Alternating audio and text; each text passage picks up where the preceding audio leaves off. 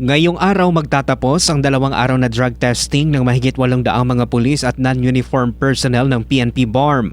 Sinabi ni ProBAR Director Brigadier General Jason De Guzman, kada taon na itong ginagawa na layuning masigurong walang kahit isang pulis ang gumagamit ng shabu habang ginagampanan ang kanilang trabaho. Inuna munang isailalim sa drug test ang mga pulis at iba pang unit ng PNP na nasa loob ng Camp Brigadier General Salipado Kependaton sa Parang Maguindanao del Norte. Pagkatapos nito ay isusunod naman ayon kay De Guzman ang mga police provincial offices at municipal police stations sa buong rehiyon. Kung may magpositibo ay sasailalim pa ito sa confirmatory test bilang bahagi ng due process.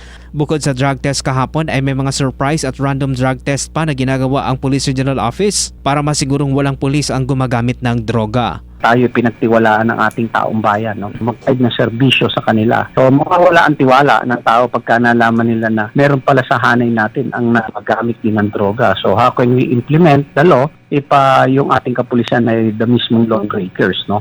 Mark Anthony Taico, NDBC Bida Balita.